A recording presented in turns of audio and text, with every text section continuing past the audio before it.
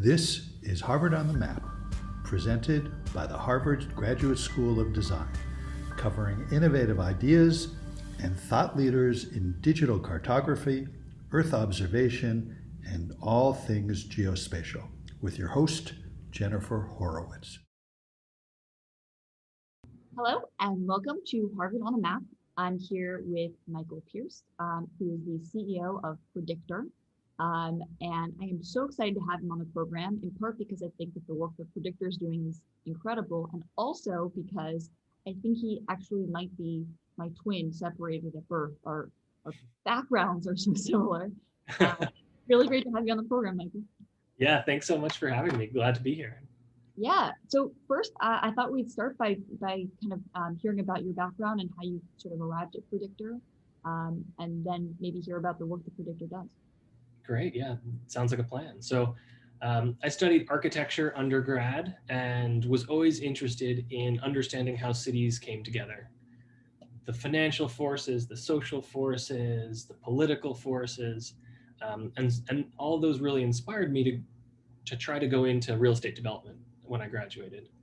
And I graduated undergrad in 2009, which was both a terrible time to try and get a job, but also once I finally got a job, it was a great time because we really saw the bottom of the market and how it could grow from there. And I got really hands-on experience working through a lot of distressed deals and analyzing a lot of deals in times of uncertainty.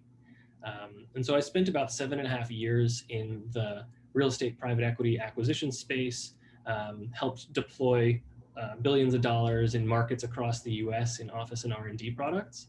And then decided that I really loved technology, I really loved real estate, and I wanted to do something that combined those two loves.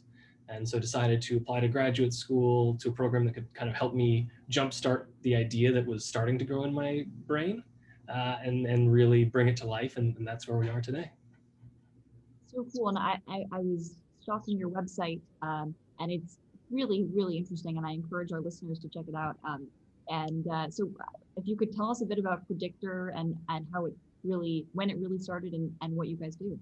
Totally. So for real estate firms that are actively acquiring a lot of properties, it's really trying to piece together lots of different disparate pieces of information. So you'll get a list of lease transactions, and you'll get a list of sales transactions, and you'll get some rent rolls, and you'll talk to brokers on the phone, or back when, pre-pandemic times, you'd be at a baseball game and you'd get a really juicy bit of off-market gossip. And there isn't a good way to bring all of that data in one consolidated location for everyone in the firm to access. So if there's a team of 5 of us and we're all talking to different brokers and doing site visits and taking photos and pulling down lease transactions, if our boss then says, hey, tell me what's going on in this submarket, we now have to create this presentation from scratch. We have to put together a map, which involves taking screenshots from Google Maps and manually dropping pins on it. We have to bring all the data together in Excel and clean it and format it and put it in the presentation. And so it really slows down the decision-making process. And what we build at Predictre is, at its core, basically a data warehouse for all of the various information that a real estate firm gathers about its competitive landscape. Not only the assets that it owns, but also what the assets that are across the street or what's going on in the overall neighborhood around it. It's really interesting, and I think that real estate is, especially as a sector, I don't know as much about. You mentioned the average income, for example, of residents, or other I just wondered what factors really contribute to what people are most interested in seeing mapped from a real estate perspective. Yeah, what would be Totally. And what's interesting is it really varies by product type. So there's a couple of major product types. There's office, there's multifamily, there's retail, there's industrial, and there's hotel. Those are the five traditional ones. There are a lot more niche ones that have emerged and become powerful product types in and of themselves. But kind of each product type has its own data that it wants to layer on a map. And that's really what real estate analysis is about, is taking demographic factors. So let's take retail, for example. They want to know what the average income is within a 1, 3, 5 mile radius of an asset. So that's one layer. But then they also want to take a look at, okay, what are the traffic counts? Well, that's another layer.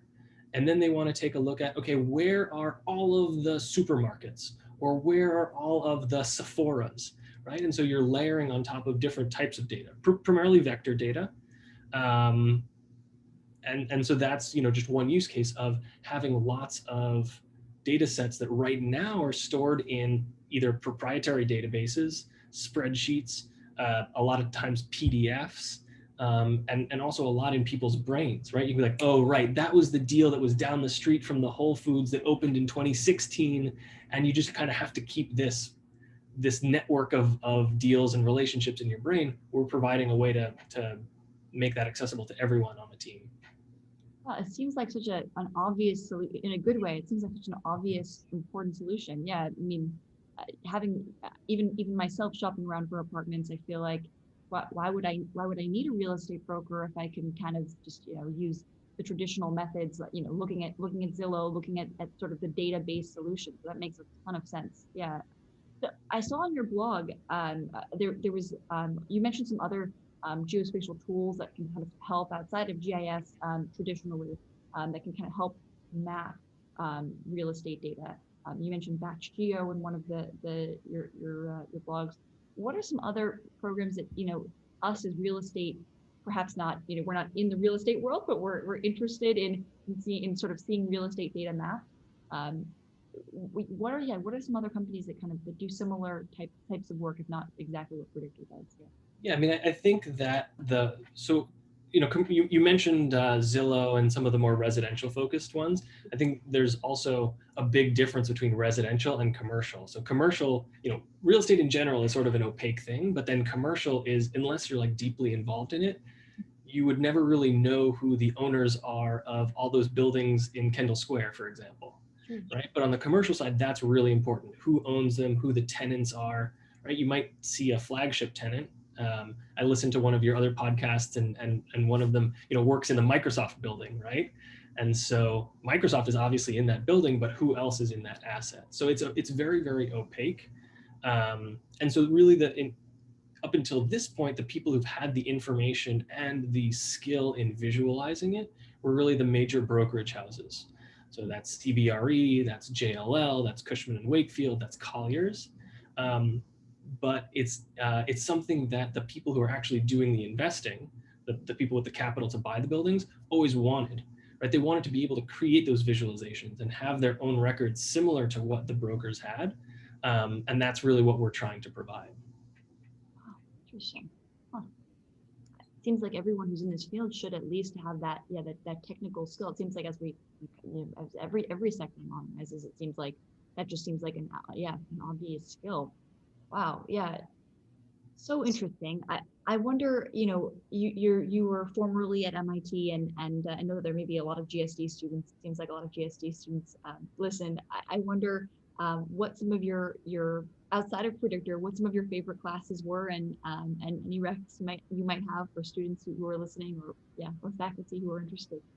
Definitely, yeah. That is my favorite thing to talk about is number one, GIS systems, and number two, everything else.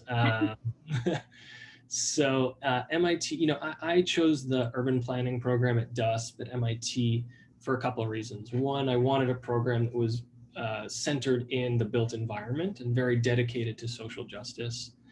But I also wanted a program that was very, very flexible. So after those required classes, I could take whatever I wanted. So I took classes at Sloan. I took classes in computer science. I took classes in the political science department. But really my number one favorite class for my 2 years there was called Seeing the City Afresh with the professor named Garnett Cadigan. Just a phenomenal way of taking a look at cities in a new way, in different perspectives, a lot of reading and a lot of discussion. And it just really, it frankly brought me back to my college experience, which was so positive and so seminar driven. I really loved it. So interesting. Yeah, I wonder, how does your background in architecture sort of factor into the work you do now? Does it change your perspective on things, or I think it's just sort of a logical extension of the undergrad experience. You know, where I went, I didn't get a B Arc. I actually got a BA in architecture. And so the fact that it was more of a liberal arts focus said, how do you distill the forces around the world? Like I mentioned before, political, social, economic, and how do they actually shape the way the world looks and the way the world acts? So it was very much taking these larger forces and being able to write about them or think about them, or in some cases create models out of the physical, very physical models that showed the world in a different way. And that's kind of what we're trying to do at Predictre is we're saying, hey, we know you get data from a lot of places, that there's a lot of sources of information. Let's be able to distill that into one location so that you can make better, faster, more data-driven decisions. Really interesting work. Yeah, I have so many more questions to ask you, but I feel like I've already taken up so much of your time. I wanted to end our interview with a question that I ask all of my interviewees, which is to describe a time where you were lost, whether in your life or career or geographically, and how you found your way back again. Yeah, it's such a good question. I really loved the answers that your previous guests gave. So I did a lot of thinking about this, and I think for me the biggest time I was lost was I had just had a serious injury. I had ruptured my Achilles, and so I was on bed rest for a couple of weeks, and I was at a firm that I really enjoyed. I had friends, but just something felt a little bit off. I felt a little bit lost in the world. And so fortunately I had a really strong friend network who could kind of provide recommendations to me in terms of like mental health providers. And that was kind of my first foray into mental health, getting therapy. And so now I'm just like a huge advocate of mental health for everyone and anyone. And it really helped me find my way. And it's something that I continue to work on to this day. Wonderful.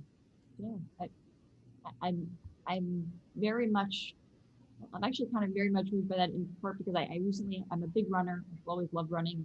I recently had a really bad ankle injury, and it's been very, even on an emotional level, not being able to run is hard. And so, yeah, I very much understand what you went through. I'm glad you found. And would you say for our listeners who may not know, both Michael and I were fencers. We're fencers turned geofencers. If you won't mind the geoprocessing pun. I know I'm very lame. But yeah, did that play a role in your injury, or was that just general fatigue? I think it was just a freak injury. It was, I like to say that I suffered the same the same injury as Kobe, rest in peace, and I recovered in the same time as Kobe did. So. I'm glad. I'm very glad. Well, I'm glad to hear it, and I'm really looking forward to hearing more about what Predictre does and staying in touch. And I'm really interested to see the work you guys do. And I encourage our listeners to go check out their website. It's really interesting. Yeah, thanks so much for having me. This was really fun. Yeah, same. Well, great seeing you, and talk soon. Okay.